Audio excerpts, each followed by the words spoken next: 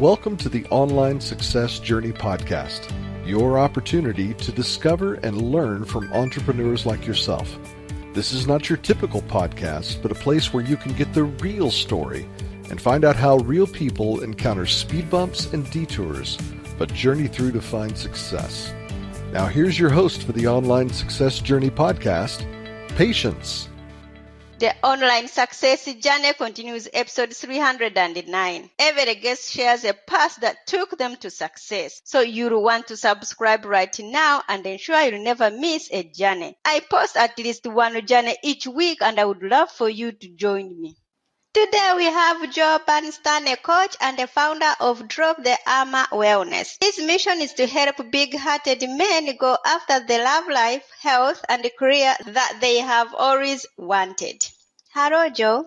Hi, Patience. How you doing today?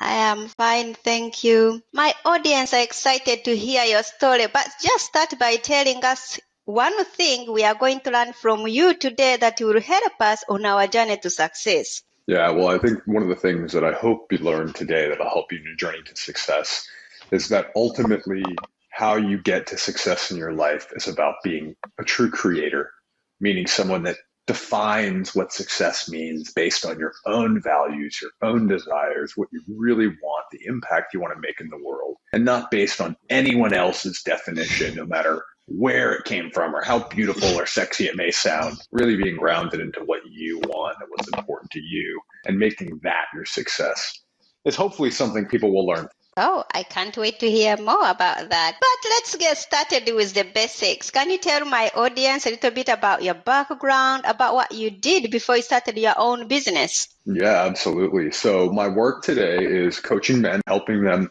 really in many ways liberate themselves to find passion, to find excitement, to find aliveness, to find health, to create the love life they want.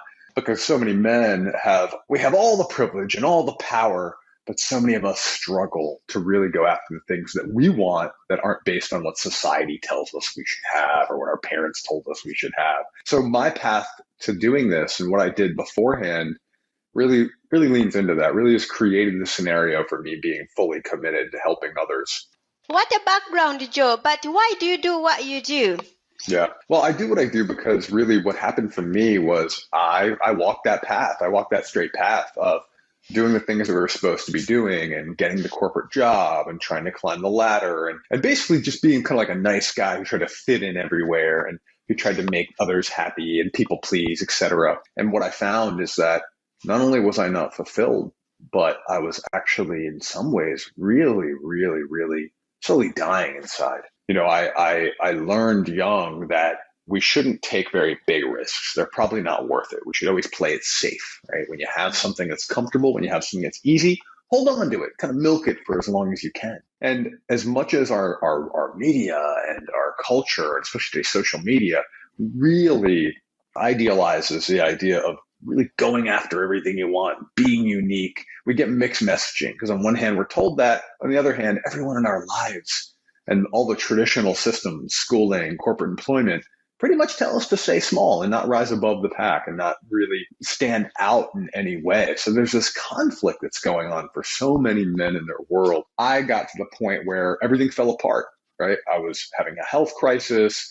I was losing my marriage. I realized I was not as passionate and excited about my work anymore, and I didn't want to continue to rise the ladder in that work. And I truly felt like I was stuck. Like I just didn't know how to get out of it. But I found myself going into therapy, and then before that, starting to read dozens of books about relationship, about emotional intelligence, about mindset, about body, about spirit, about healthy living, about sexuality, about attraction and love.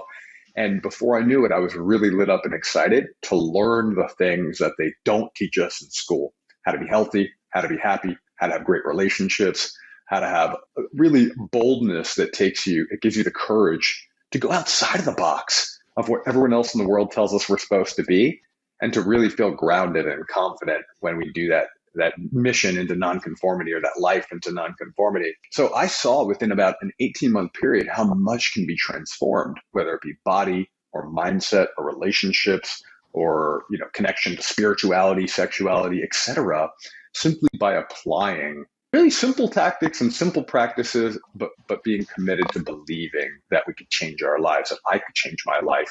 So after going through that, I remember waking up one day saying, I don't know how the heck I'm going to do it, but I got to help other men. I got to help other men learn these mindset tools and how to take care of their body and how to really open themselves to be more loving and liberated people in the world. And today, the reason I'm really still very, very passionate about helping men and helping men open their hearts and open their minds is because we've clearly got a world right now where it's gone on way too long that a lot of men have really repressed and oppressed themselves and everyone around them. And now we have extraordinary inequity, and we have all kinds of violence, and we have all kinds of injustice socially across the board. And, a lot of men, especially like me, middle-class white men, we have a lot of power to make a difference. But until we open our heart, until we believe that we can actually get connected to other people on a deep level, until we believe that we can actually go for what we want and not be kicked out of society or not fail and fall flat on our faces, we don't really transfer that power. We don't really transfer the liberation to others that desperately, desperately need it. So ultimately, I'm on a mission to help other men really have a beautiful life that's exciting so that they can really start to make changes in the world and go after the things that they want and go after the justice that they want and to really live aligned with their values instead of what society has taught us forever. So I'm all about helping others through helping men transfer love and power and freedom to the rest of the world. Wow. Let's put man aside. How do you know you are successful in your new venture? Yeah, thank you. Men, women, people who don't identify as a particular gender, that to me, it's a human question. It's not about gender, so thank you. Truly, success to me is knowing what you most value, knowing what you truly desire deep down in your heart, and completely going after that with full courage, with full passion, with full excitement, knowing that we're going to face ups and downs and we're probably going to fail, especially if we're going for something that's outside of the box of what is normal. And it's really, truly about being aligned with those values in a deep way, right? So I believe that if you have success, you have beautiful relationships where there's intimacy and there's depth and there's honesty and there's authenticity, you're a success. If you're doing something that you enjoy in life, that you feel passionate about, that is making the difference and the impact in the world that you want to have, you're a success. If you're doing the work to understand yourself, to understand your mind, your heart, your body, your soul, your spirit on a deep level, then you're a success. Really, to me, it's about defining your own vision for success, letting go of everything else that you've been taught and everything else that you've been conditioned to believe, and leaning into creating that vision rather than what we're taught we should be and rather than what we're told and forced we should be. So to me, it's all about your own definition. Define yourself, believe in yourself and your ability to be what you want to be and create what you want to create, and let go of any other success markers like the world has taught us, what car you're driving and how many zeros are in your bank account and what your title is and how many degrees you have. Look, none of those things are bad on their own, but if we're using them to define our worth and our value in this world, then we're never going to be fulfilled. We're never going to feel like there's an end to that rat race, to that chase. So ultimately, success is when you're confident enough to know what you want, go after it, and you're in a place of real trust that that is okay, that what you want is okay, and that you don't have to compare yourself to anyone else or what the world tells you should be. Thank you. Why is it the time for men to grow beyond emotional intelligence? Yeah, well, thank you. I love that question. I have seen so much going on in corporate development, corporate training, HR departments, and leadership development. So for the last, couple of decades, right? But especially in the last decade or so, teaching emotional intelligence. And frankly, what I've truly seen with a lot of what's taught in emotional intelligence is actually not so much really that emotional. It's not relational intelligence. It's really in many ways about how we can make sure that we're not rocking the boat too much, that we're not hurting people's feelings, that we're not, saying the wrong thing so that the company doesn't get sued. It's very much in a way linked to and designed to be supporting business. And so for me, I believe it's time for men to go beyond that. I believe emotional intelligence, the way it's taught in our corporate environments, is bare minimum. It's bare minimum. What I want to see men graduate into in this world is emotional fluency, is to actually be able to feel, understand, and make meaning from our emotions, and to be able to communicate them clearly in a way where we're owning them, where we're creating connection, where we're creating meaning, where we're realizing what's important to us, where we can understand how other people are feeling. And even if we can't understand, we have deep compassion for them and we have curiosity to learn more. That to me is the next level that unlocks beautiful relationships, transformed families intergenerationally. That's what unlocks creativity for leaders and business owners and entrepreneurs and creatives and freelancers.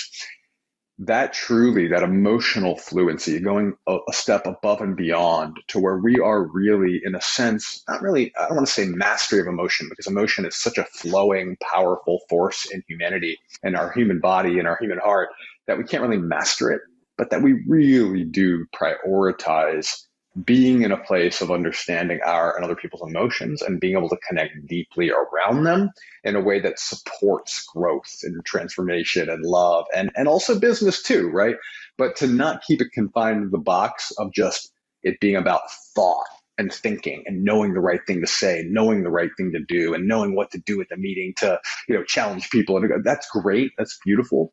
But ultimately, emotions are so much deeper than intelligence. They're at a body level, they're at a heart level, they're at a soul level, and we can go beyond just using our head to wrap ourselves around the idea of emotions. That's what I believe is the next stage in evolution for men, for leaders in the world, or really for anyone of any gender, but especially men, because we have often been forced to not feel or express or understand our emotions. And then we become dangerous and we become less productive and we lose a lot of our life and we lose a lot of connection with others and a lot of opportunity to support and empower others when we're not in understanding and connection with our emotions. But we all agree that men should be like, you're already a pillar of the society. You don't need extra emotions. I think that's extremely dehumanizing, Patience. I don't believe that that's actually what humanity is about and what men really are. So just like women have been taught for many, many generations and centuries and thousands of years to be less than and not important and to be caretaking of men and their emotions and to be afraid and to be small, men have been taught to falsely be that pillar, to falsely be big. We are actually stronger. We're actually more of the pillar for society. We're actually more capable as leaders when we have the emotional intelligence to go with the strength, the power, the leadership capacity. These are not, one does not negate the other.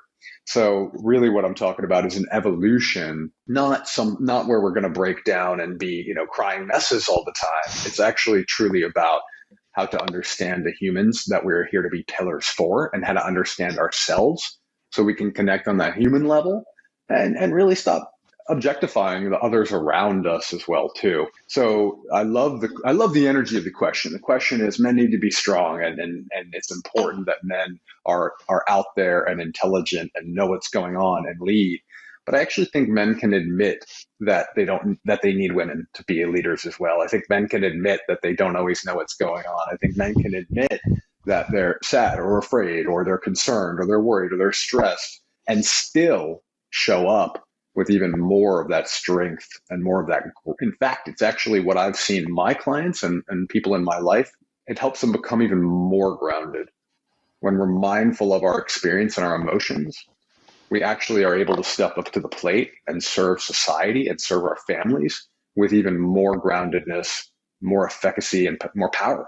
Tell my audience about the magic moment, the day it suddenly all went right for you. I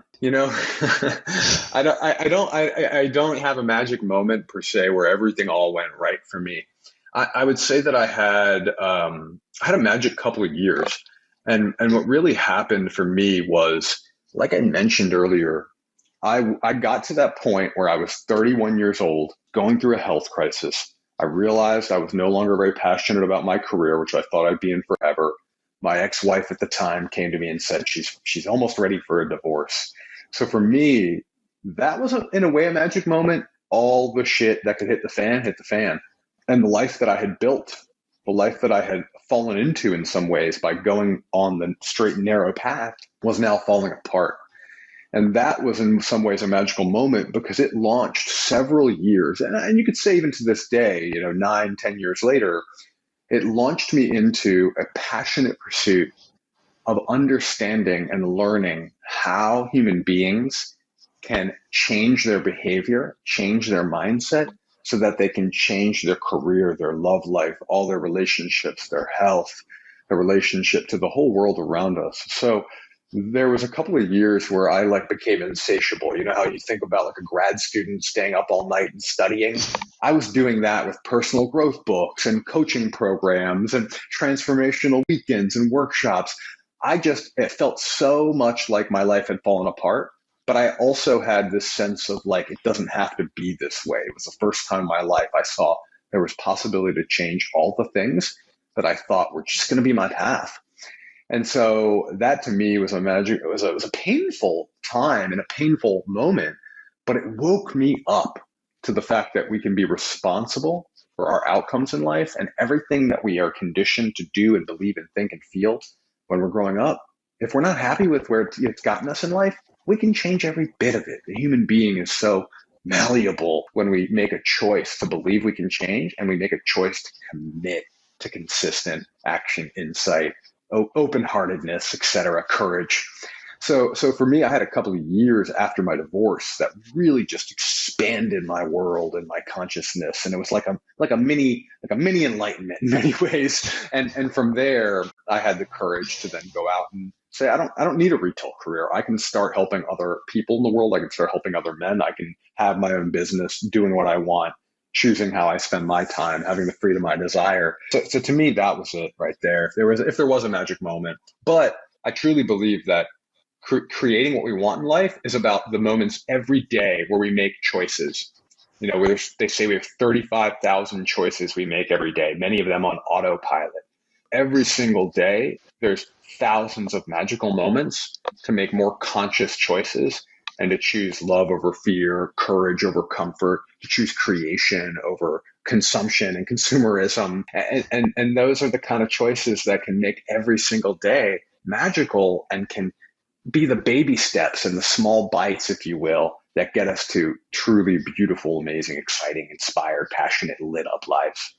Isn't self-love and self-compassion a bit soft for men, or why should we learn to be softer? I don't think anyone needs to learn to be softer.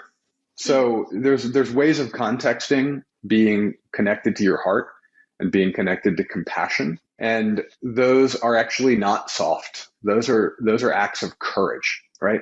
So let's say you and we're in a friendship and you said something that really actually hurt the feelings of my wife, right? So I can go at you from the perspective that men always have and try and dominate you by either convincing you why you're wrong or you're bad or forcing you to apologize. And that's the old way. That's the dominant way. Or I can actually try and get an understanding of your perspective, open my heart and open my mind to the fact that maybe in your worldview, what you said wasn't offensive to you. You wouldn't even imagine it to be offensive. And that maybe you're even trying to create connection.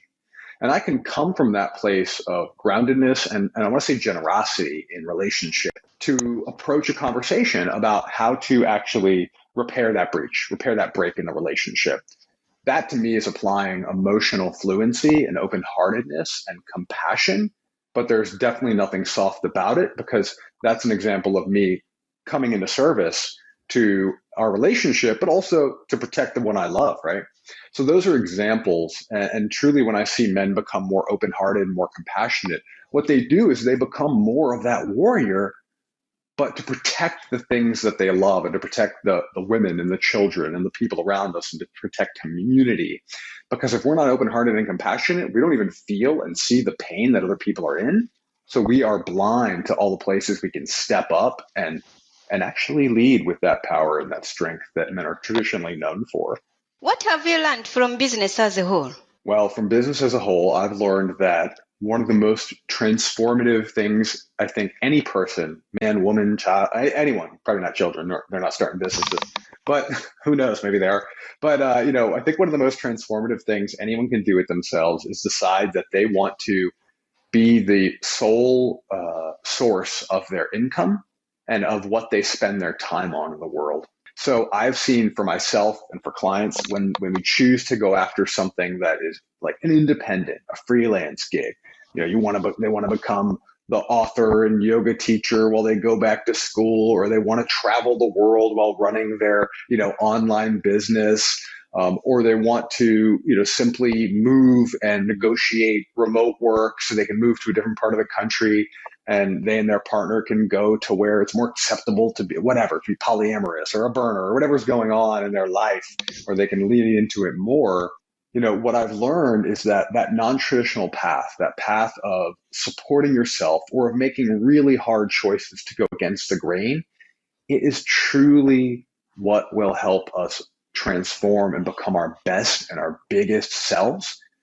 And what I've learned as well is that all the strategy in the world, all the technique and all the how-to and all the business planning, none of it matters until you have the foundation in place of knowing who you are, of being confident, of being grounded in your own values, and being bold enough to be able to have the resilience to take risks and fail and learn and fall and get back up all the time. So truly what I believe I've learned through business is there's a million strategies out there in the world, but the thing that's going to really get you to a place of success in business is your own personal growth work, your own personal transformational work, your own ability to tap into what's valuable, what's important to you, and to go after it no matter what other people think.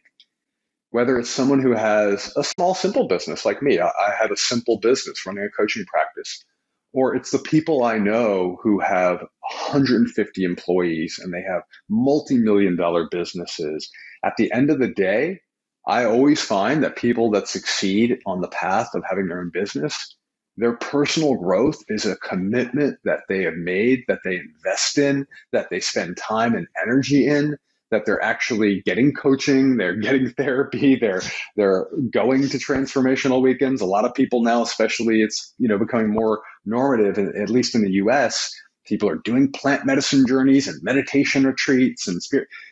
I just have seen over and over again that those that succeed in business, they really truly understand that who they are is always going to be more important than their strategy. And it's kind of like Peter Drucker is known or is paraphrased for saying, culture eats strategy for lunch. And he's talking about big business organizations.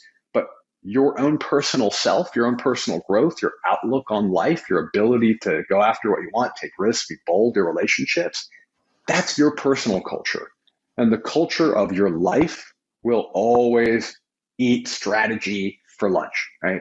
So that's one of the things I've learned is stop looking for the 10-step system to make your perfect funnel and start working on yourself so that you can show up and actually execute when you invest in that kind of funnel or whatever it is you're working on. Thank you. How could you say that having a divorce could be the best thing that ever happened to you? People don't want to get divorced. No, people don't want to get divorced. And Patience, I didn't want to get divorced. I hated the idea of getting divorced. I thought it would make me a complete failure. I thought I may never find another partner. I thought that it would be like a stain on my life forever. But so for me personally, as much as it is painful and traumatic, and as much as it truly is loss, because we don't want to go through it, it can be a moment where you get to choose more consciously than ever how to create your life going forward. When we're in a marriage, when we're in a family system, or even when we're in a career or a business we've been in more than a decade, we are so in many ways defined and confined by that relationship. And that's not necessarily a bad thing.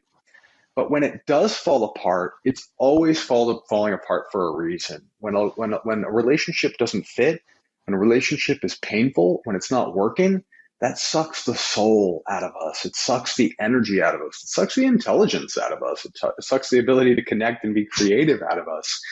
So when we're in a relationship or a family system that's not working, and somehow, whether it's our choosing or someone else's, we get out of it, it's a huge loss, but it's also a huge release of dysfunction that is draining our life energy. It's also an opportunity because most of us, if we get divorced, we're probably a little older than when we got married. We're probably a little older than when we first set out on the path of our life. We've learned a tremendous amount about who we are, what we want, what we don't want. So in many ways, it can be like a reset button where you can choose to take conscious action, to take responsibility, to be a creator of a new life. And frankly, that's hard work, but that is a beautiful opportunity. So it's a paradox. It's painful. It's hard. No one wants it. And I don't want it for anybody. I don't wish it on my worst enemy. And it's truly a beautiful time to reset and create the life that you didn't think was possible. And that's true for any time we've quote unquote failed or, something has fallen apart. I don't want to say bypass the pain of it. Don't bypass the loss of it. Feel the feeling of like, hey, this sucked. It sucked. It's traumatic. It'll really hurt. It'll take a long time to repair. But also open your eyes and open your heart to the fact that there's opportunity now, and there's endless opportunity when something that is so dominant, a dominant force in our life, is no longer there. What is one thing no one knows about you? Oh, wow. One thing when nobody knows about me. Not a lot of people know this. Okay, so now that I think about it, not a lot of people know this. So back when I was actually in high school, I loved acting, and I always did the spring musical, and I always had some sort of part. And it's interesting because I loved doing that, and it was something that was a real paradox for me. Even back when I was still conditioned to be kind of in the traditional masculine sense of the world, I was different. I was kind of on both sides of the fence. So I would go from wrestling or football practice directly to like choir practice, and I'd finish up. There's pictures of me, with the choir in my full, football uniform before the games, like singing the national anthem. So I always straddled the lines of breaking out of some of the confines of what we should say, traditional masculinity, if you will. And I used to love to sing and act, and I don't do those things anymore. And so it's something that I don't talk about that much, but it's something that enriched my life. It taught me so many skills to present, to perform.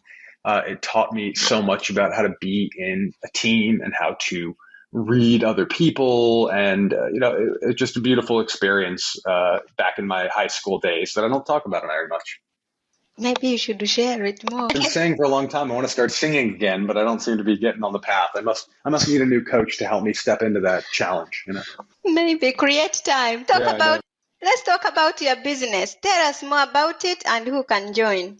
Yeah, absolutely. So my business, Joe Bernstein Coaching and Drop the Armor Wellness, is really for men who are looking to create changes in their lives. It's for men who are at a crossroads in their career or a crossroads in their relationship, their primary partnership, their romantic relationship. What I've found is that for many men, we can know that we feel stuck. We can know that we want something different in our life. We can know that something is dysfunctional in career or in our family or love life, but we really have a hard time getting clear on what it is that we want. And we really have a hard time understanding, do I work on this, and do I need to transform myself and learn how to make myself different within this particular career or relationship? Or do I take the risk and end something and start over? And that's really challenging. So in my business, I do one-on-one coaching work with men to help them really understand their values, to gain emotional fluency, to learn how to take risks in life, to go after what they want. And recently, the thing I'm most excited about is I actually have a program that I'm working with clients on called Love It or Leave It, which is about taking 6 months to really deeply understand how to truly love the career or the relationship that we're in, to really challenge our beliefs about it, our behaviors, our actions, how we relate to that relationship or career, and digging deep into that. And then coming to clarity and making a choice. Now that you've put in the effort, Is it really where you want to stay? Do you want to stay and commit to this career or this job or this relationship? Or is it time to do the hard work and leave and make the bold and courageous choice? So it's a 12-month program for men called Love It or Leave It, for men who are at a crossroads in career or relationship. And it's about getting really clear, challenging you to take different action, and then making the hard choice to either commit or to recreate something new with your life. So that's an exciting one I have that I'm really pumped about. And really anyone can reach out. I work primarily with men, about 90% with men, but if there's people that are a more masculine woman or someone who's non-gendered, I've worked with plenty of other folks too. So really anyone can reach out and connect to my work. The other thing I do completely for free is a beautiful Facebook community that I help cultivate called Drop the Armor Dojo. And if people want to, connect more with me and see what other people who are open-hearted, bold, and going after the life they want are up to in the world, you can go to Facebook and just search Drop the Armor Dojo, and you'll find us. And I'd love for you to join as well, too. Thank you. There will be more from Joe in a moment. If you are listening to this on a podcasting platform and you are encouraged by Joe's journey, please go to our website at onlinesuccessjourney.com. The site has tons of audio clips from hundreds of successful entrepreneurs' guests' journeys, all there to help you find a path to your own online success journey. The site offers exclusive members-only content, and you can join absolutely free and be part of this amazing online success community today. Check it out. That's onlinesuccessjourney.com. Now, Joe, I would love for you to share more with my audience if you are up for it. All right. Thank you. Do you like to watch movies or read books? A little bit of both, but I'm probably more of a book reader these days. Tell us, what is your favorite book that has some relevance to being an entrepreneur?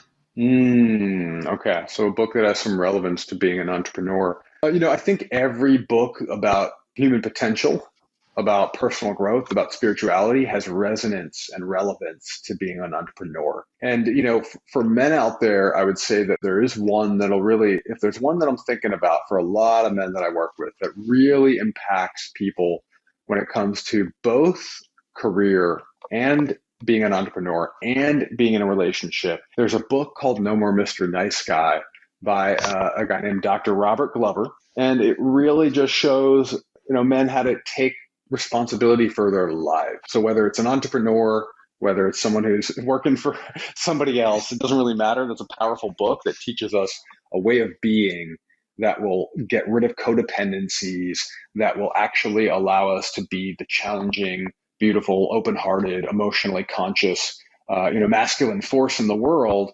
that'll really take you to the next level. That's one thing that comes to mind right now. But actually, I also think many books around health are super important, because as an entrepreneur, if you do not feel well, it is really hard to do your job. If you're sick, if you're injured, if you're struggling chronically with fatigue or other issues, it's going to be really hard to show up every day and be so bold as to create your living doing what you love, or doing something important or that's valuable, or working for yourself. So, I could list a few, but I'll just state that as well. I think any health book is really important for entrepreneurs too. If your business was down to its last $100, how would you invest it?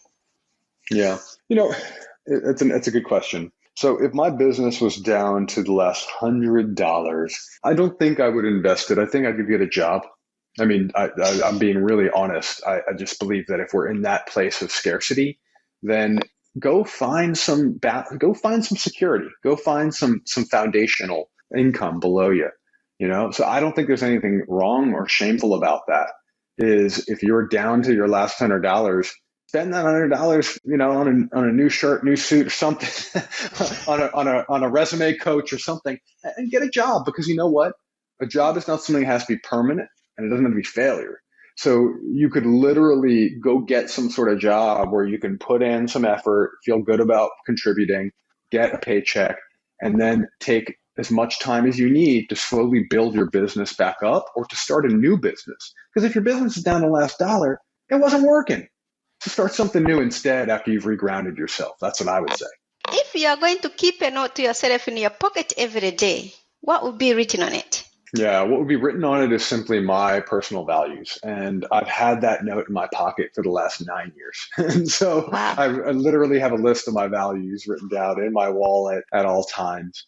And so it's literally just a list of the core 5 or 6 values right now in my life. That's love, that's service, that's mindfulness, that's intimacy, and then of course creativity, because I'm really big into being a creator in the world, creating what you want. And one that's been really creeping up the ladder for me is equity and social justice recently, the last several years too. So being aware of and being reminded of my values is one of the most important things that I've ever been able to do. It keeps me when I'm going astray or when I'm losing courage or I'm losing resilience. It's right there to tell me this is who you want to be. And so you have a choice every day to step into it. Do you feel like you succeeded or like you're only on the way? Both. I feel like I've succeeded tremendously. I'm a guy who didn't give myself much of a chance to have a happy, healthy career that pays me well. And here I am for the last 6 years, really lit up by helping other men in personal growth work. So that feels very successful to me. I'm a guy who didn't really believe he'd have a great love or relationship or sex life. And I now am with a partner of my dreams. And so we have adventures and we feel connected on a spiritual level and on a soulful level and a physical level. Like it's amazing. And we're going to start a family together. And I'm healthier than I ever thought I would be. I thought I would always be like 300-400 pounds, obese, have health issues. And I've been really fit, well under 200 pounds for the last, 8 years now, and enjoying what I do with my body. It's not about staying under a certain number or being obsessively dieting. It's about really loving my body. So I feel I'm a huge success, but I also feel like I'm on the way. I feel like in many ways, I started over as an adult at 31 and I didn't decide I wanted kids till I was 35 and I didn't find the love of my life till I was 37. And, so in many ways, I'm still very much on the path to creating more success. And I also do want to have even more of an impact in the world with the work that I do. And so I'm both. I think I'm a beautiful success of a human. And I think there's so much, I'm so on the way. I'm still on the way. And hopefully the day I die, I feel like I've achieved and created what I've wanted in this world, but that I'm still growing and I'm still learning and I'm still being open to the experience of life and knowing that there's not like a finish line where I get to say I've succeeded and I'm done. I think we're always in process of becoming who we are. Will you ever stop? Oh, yeah. I mean, I think that, yeah, when I stop breathing, I think I'll stop learning and expanding and stop creating. But yeah, I don't expect to stop doing the work that I love and running my business. I don't expect to stop passionately pursuing new ways of expanding my own consciousness and opening my heart and creating better relationships and feeling more connected to my power and being more grounded. I just do believe that on one hand, we can be really content with our lives and believe that we're fully enough and we have enough, and still lean into the excitement and the passion of going after more. So that's a bit of my ethos. Wow. Remind us how we can connect with you. Yeah, best way to connect. So like I mentioned, you can go to Facebook and just search Joe Bernstein, or you can search Drop the Armor Dojo. Or you can email me directly at joe@dropthearmor.com, DROPTHEARMOR.com. It's the American spelling of armor. So yeah, just message me if you want to reach out, or find me on Facebook if you're not ready to connect directly, but you want to see what's going on and what I'm putting out there in the world. Wow. Joe, it's been a great to have you here to share your online success journey with us. Oh, well, thank you so much for the opportunity. I'm really grateful for your listeners. I'm grateful for you. I never ceases to amaze me how the power of technology allows us to reach people all over the world, and what a gift that is to the evolution of humanity. So thank you so much for the opportunity. You are welcome. That's a wrap. Remember, success is a journey, patience and joy. This is not the end of the journey. We hope you've enjoyed listening to Patience and her guest and want you to know there are hundreds of episodes available at onlinesuccessjourney.com. Patience would like to thank you for listening to the podcast, and she has a free gift for you on her website, including an audio compilation of her guests' best tips, uplifting stories, and even a bit of fun. Additionally, there are special clips of over 250 episodes that have never aired on the podcast, and they're only available to members of the Online Success Journey. Check the website and click on Join Now to get free and instant access. Of course, you know that listening to the journeys of others helps each of us chart our own path. So make sure you're subscribed on your favorite platform to be notified as each new interview is posted. There are so many ways to stay connected to the online success journey and listen in. And if you're enjoying the podcast, we appreciate your help in telling others. One of the best ways to share the benefit you get is to rate and review the podcast at iTunes and other sites. We appreciate your help and your willingness to share your journey. One last thing. If you're feeling a bit lost or overwhelmed on your own journey, Patience can help. Check out her course on clarity while you're at the website. Finding clarity is a great way to get back on the right path. On behalf of Patience, and until next time, thanks once more for listening.